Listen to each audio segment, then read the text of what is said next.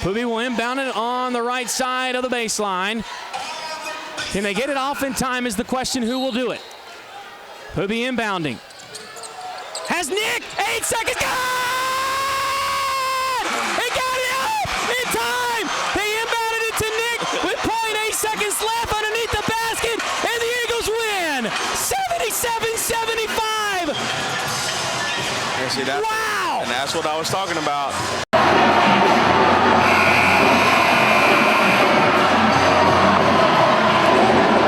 You're listening to the Eagles postgame report brought to you by Blue Cross and Blue Shield of North Carolina. Chris Hook's now joined by the victorious head coach of the Eagles, LeVelle Moton. And, Coach, it's never, ever, ever easy here in the Mid-Eastern Athletic Conference. Nah, my mic, okay. Hey. Every game, I've reiterated this, times before to the team and just everyone in general. It's going to be a 1 or 2 possession game.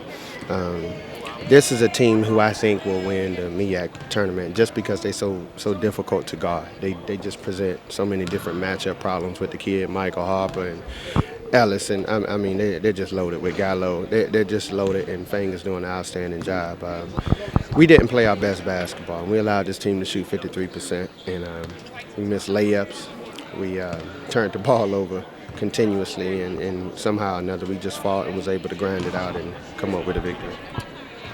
One thing in strategy here that I thought was really interesting, Nick got his 3rd foul early in the second half. Mm-hmm. And typically you take that person out. You left him in, and he seemed to get a rhythm, and he stayed out of foul trouble the rest of the way. I think that was an impressive move on your part. Well, I can't take credit for that. He was actually coming out the game, and he made a layup, so I let him stay in because I knew he didn't have established a good rhythm in the first half. I think he had 2 early fouls, and so we need him. Needless to say, he ended up with 16 points, but whenever we have that 3rd contributor, we're a better basketball team. If you could, take us through that final play that you saw from your angle on the bench, 0.8 seconds to go. I mean, we've run that play a million times, and it just doesn't seem like anybody in the MEAC has been able to stop it yet. Well, that play was actually a little different one. I drew it up in the huddle, and it's one, I've always had and poured it out. I don't know where I got it from, but I just knew they would primary focus on CJ and also Landon. So what we did was just put Nick in the corner, and we just had Landon screen him. And I told Landon, don't worry about shooting the ball. You just make sure you screen Nick, and you'll be wide open because your man and also his man is going to stay with you. And fortunately, I thought Poobie missed him because he was open like a split second before. But, he was able to locate Nick, and we knocked it down for the game winner. You've known Poobie for a very long time throughout his life. You look like a very disappointed father when he made the play up 4 with a basketball. I'm not trying to make you angry here, but it was one of those things that you were more emotional because he's smarter than that. Oh, my goodness. He's probably the guy on the team with the highest IQ, and for him to shoot a floater with 4, we up 4 with 30 seconds left, or I don't know what it was, but just in that situation, we talk about time scoring situation all the time.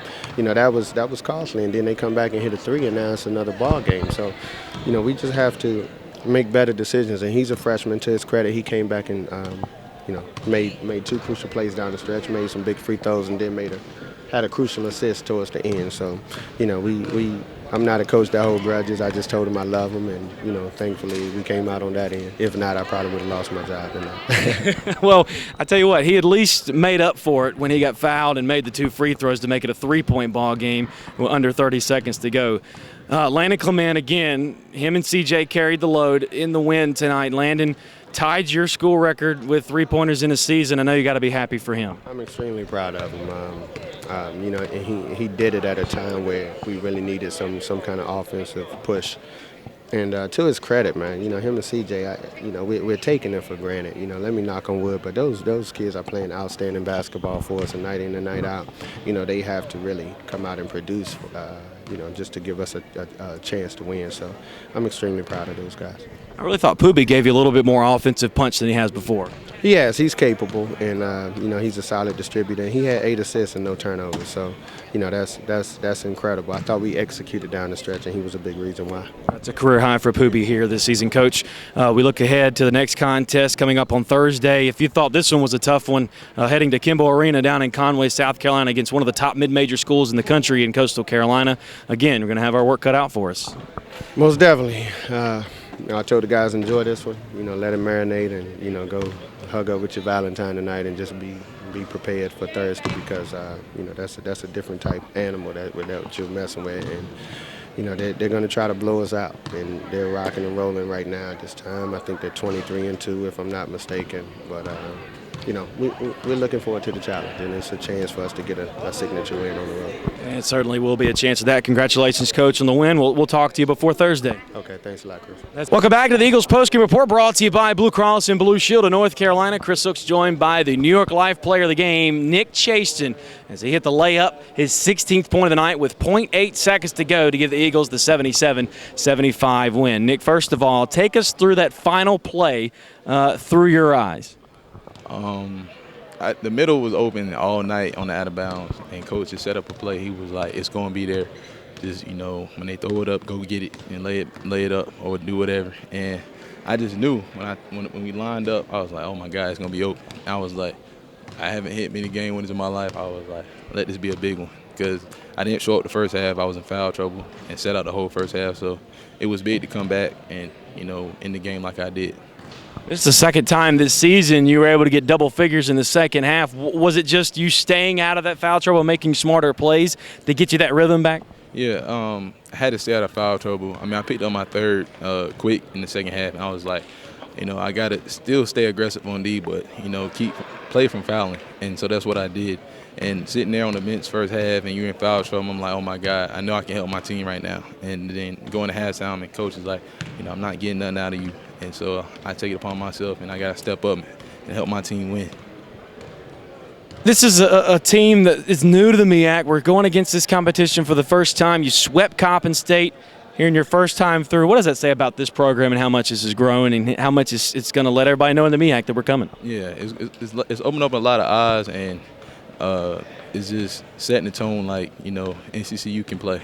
Like, they can compete in the MEAC conference. And, I mean, I think we've done pretty good this year, and we're getting better, and we're going to keep getting better. And, I say look out because, we're going to make a run, and we're not going to stop. So we just got to keep working hard and keep fighting and keep battling because nobody thinks we belong in this conference. So we just got to prove everybody wrong.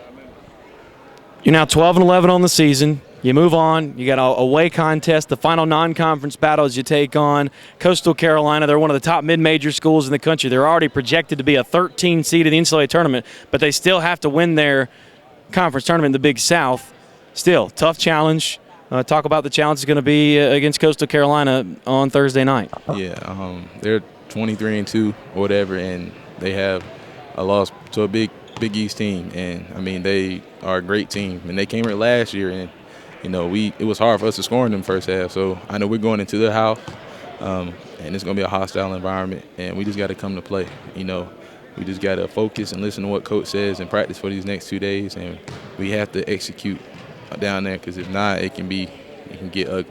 So we got to compete. We know we can play with them, and I think we do what we got to do, and we should come out with a victory. Thank you very much, Nick. Congratulations on the win, and congratulations. Hope you recover from the pile that was made on you after the winning layup. Yeah, I'll try to recover tonight. All right, Nick. Thank you. Congratulations. Nick Chasten is tonight's New York Life player of the game.